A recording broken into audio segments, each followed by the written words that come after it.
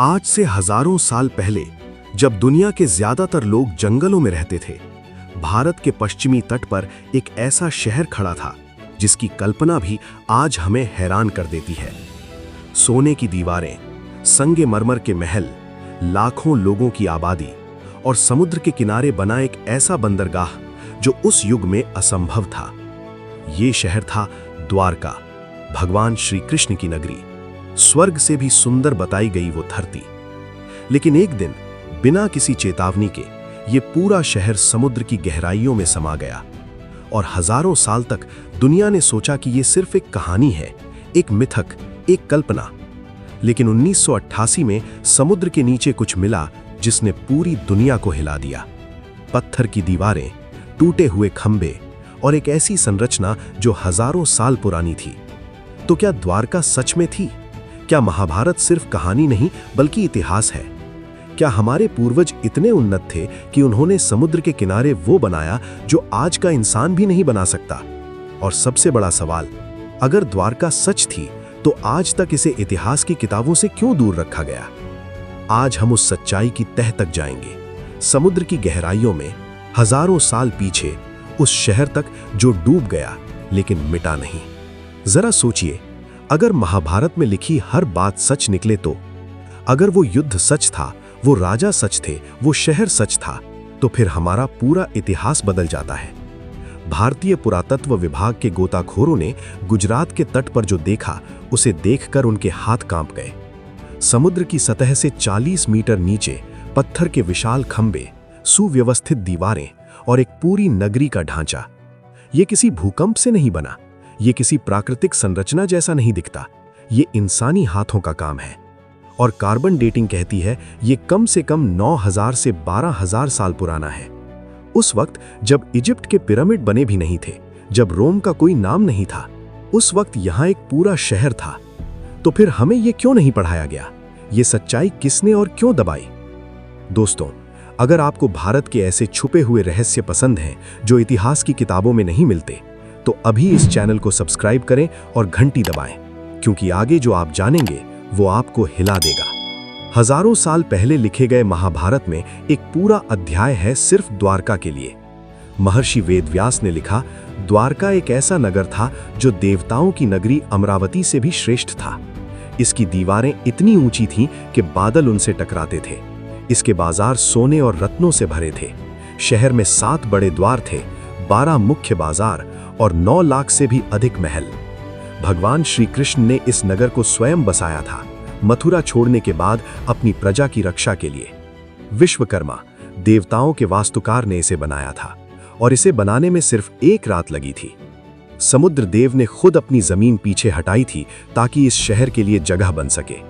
ये कोई साधारण नगर नहीं था, ये एक नियोजित महानगर था जहां हर चीज एक सुव्यवस्थित योजना के तहत बनी थी। लेकिन महाभारत ये भी कहता है कि जिस दिन श्री कृष्ण ने इस धरती को छोड़ा, उसी दिन समुद्र ने द्वारका को निगल लिया। 7 दिनों तक समुद्र ने नगर को घेरा और फिर एक विशाल लहर आई और द्वारका का अस्तित्व समाप्त हो गया। ये सिर्फ एक धार्मिक कहानी मानकर हम सदियों तक चलते रहे, लेकिन विज्ञान ने जब इस पर नजर डाली तो सब बदल गया। 1963 में पहली बार गुजरात के तट पर समुद्री खुदाई शुरू हुई। आर्कियोलॉजिकल सर्वे ऑफ इंडिया के वैज्ञानिक SR राव ने एक असाधारण काम किया।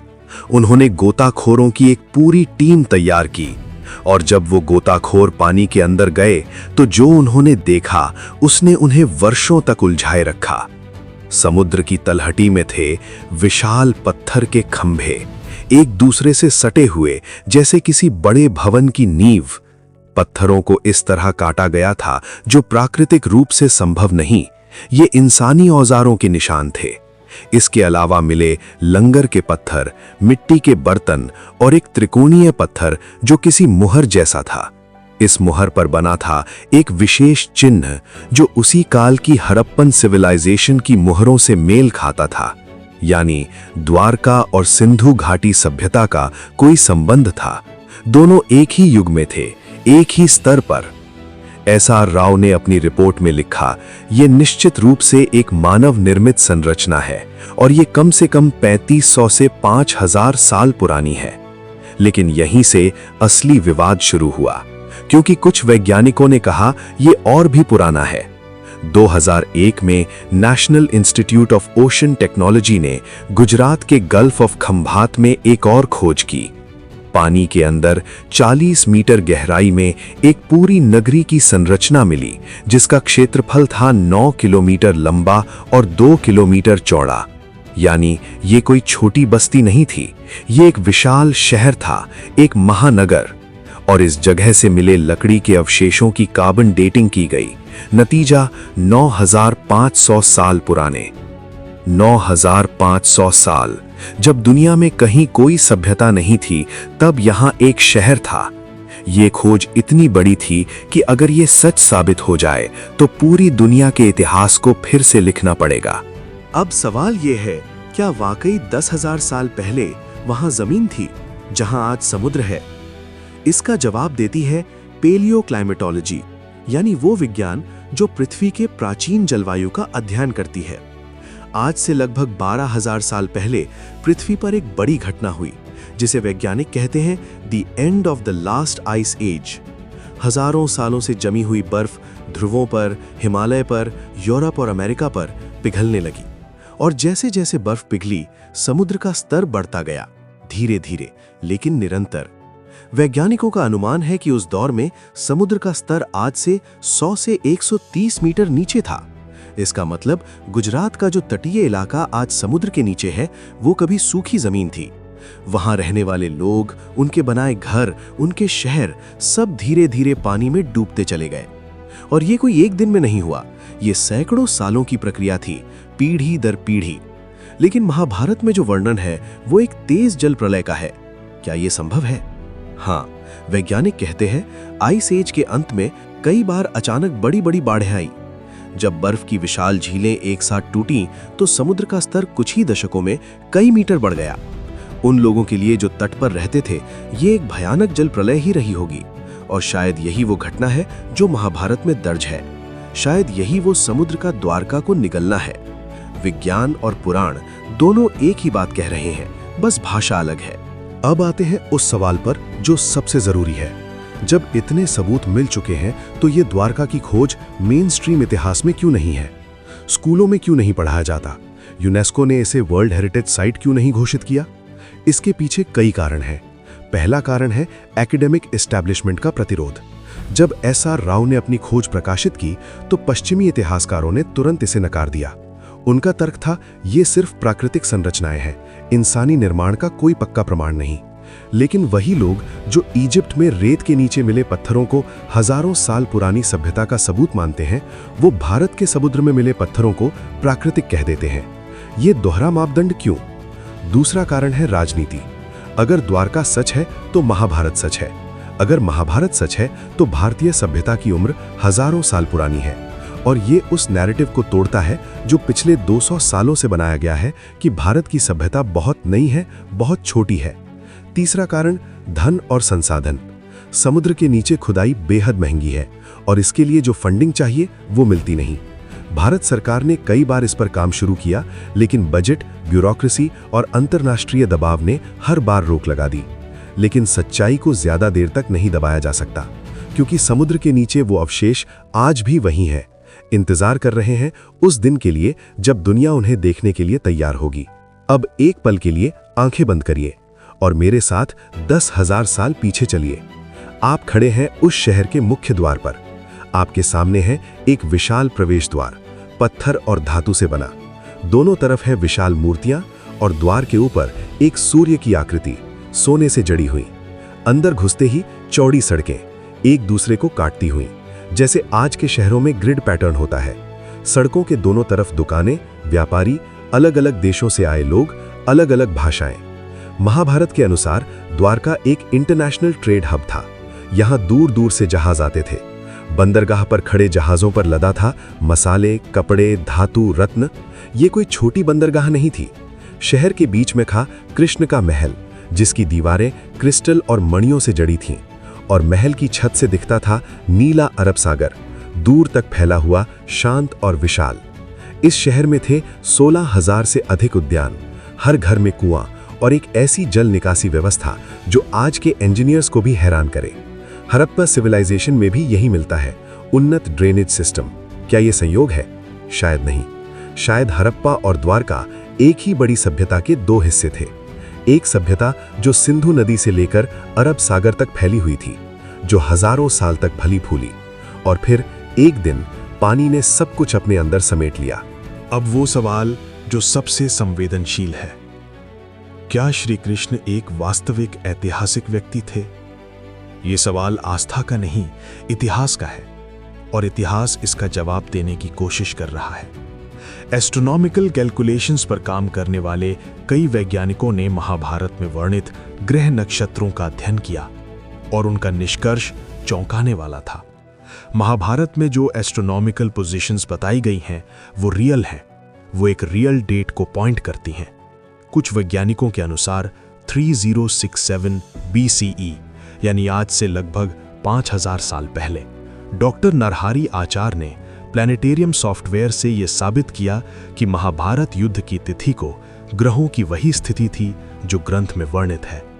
यानी महाभारत में लिखे एस्ट्रोनॉमिकल इवेंट्स रियल थे, और अगर इवेंट्स रियल थे तो उस काल के लोग भी रियल थे। श्री कृष्ण का उल्लेख सिर्फ हिंदू ग्रंथों में नहीं है। मेगिस्थनीज, जो 300 BCE में भारत आए ग्रीक दूत थे, उन्होंने भी सोरसेनी लोगों का उल्लेख किया जो क्रिशोनस की पूजा करते थे। क्रिशोनस यानी कृष्ण, ग्रीक भाषा में उच्चारण का फर्क, लेकिन नाम वही। यह सबूत छोटा नहीं है। एक विदेशी दूत का उल्लेख जो भारत की किसी मिथकीय कहानी से प्रभावित नहीं था। तो क्या श्री कृष्ण एक रियल किंग थे, एक रियल लीडर जिन्होंने रियल सिटी बसाई जो आज समुद्र में है? यह सवाल आज भी खुला है, लेकिन सबूतों का पलड़ा धीरे धीरे एक तरफ झुक रहा है। आज गुजरात में एक शहर है जिसका नाम है द्वारका, और वहां है एक भव्य मंदिर, द्वारकाधीश मंदिर, जो 2500 साल से भी पुराना माना जाता है, जिसके शिखर पर 84 फुट ऊंचा ध्वज लहराता है। लाखों श्रद्धालु हर साल यहां आते हैं। वो उसी जमीन पर खड़े होते हैं जहां कभी वो महान शहर था। समुद्र आज भी यहां है, वही अरब सागर, और उसकी लहरें जैसे हर रोज उस पुरानी नगरी का स्पर्श करती हैं। 2005 में भारतीय नौसेना ने एक नई अंडरवाटर सर्वे की, और उन्होंने पाया और भी संरचनाएं, और भी गहराई में। अभी तक जो खोजा गया है वो सिर्फ हिमशैल की चोटी है। असली शहर और भी नीचे है। टेक्नोलॉजी आगे बढ़ रही है। अंडरवाटर ड्रोन्स, सोनार मैपिंग और AI असिस्टेड आर्कियोलॉजी, ये सब बदल रहे हैं, और हो सकता है अगले कुछ दशकों में हम पूरी तरह द्वारका का नक्शा बना सकें, उस शहर का जो डूब गया था लेकिन भुलाया नहीं जा सका। ये सिर्फ पत्थरों और खंडहरों की कहानी नहीं है, ये उन लोगों की कहानी है जो हजारों साल पहले उस शहर में रहते थे, जो उसी सूरज को देखते थे जो हम देखते हैं, जो उसी समुद्र की लहरों को सुनते थे, जिनके बच्चे उन्हीं गलियों में खेलते थे, जिनके घरों में उतना ही प्यार था जितना हमारे घरों में है। और एक दिन वो सब पानी में चला गया, उनका शहर, उनकी यादें, उनका इतिहास। लेकिन उन्होंने एक चीज छोड़ी, वो ग्रंथ, वो कहानियां, वो पीढ़ी दर पीढ़ी चली आती परंपराएं जो आज हम तक पहुंची हैं और जो हमें याद दिलाती हैं हम कहां से आए हैं। ये हमारी जड़ें हैं, ये हमारी पहचान है। ये सिर्फ इतिहास नहीं, ये हमारी अपनी कहानी है। द्वारका डूबी नहीं है, वो हमारी स्मृति में, हमारे ग्रंथों में, हमारे DNA में जीवित है। और जिस दिन हम उसे पूरी तरह खोज निकालेंगे, उस दिन दुनिया को पता चलेगा कि सबसे पुरानी सभ्यता, सबसे पुरानी नगरी, सबसे पुरानी संस्कृति भारत की थी। तो अब आप बताइए, क्या आप मानते हैं कि द्वारका सच में थी? क्या महाभारत सिर्फ एक काव्य है या वो हमारे पूर्वजों का लिखा हुआ इतिहास है? अपना जवाब नीचे कमेंट में जरूर लिखिए। आपके विचार इस कॉन्वर्सेशन को आगे बढ़ाते हैं, और अगर आपको लगता है कि ये जानकारी और लोगों तक पहुंचनी चाहिए तो इस वीडियो को शेयर करिए, क्योंकि जब तक हम अपना इतिहास खुद नहीं जानेंगे, कोई और हमें हमारा इतिहास बताता रहेगा। मैं आपसे मिलूंगा अगले रहस्य में एक और छुपी हुई सच्चाई के साथ। तब तक जय हिंद।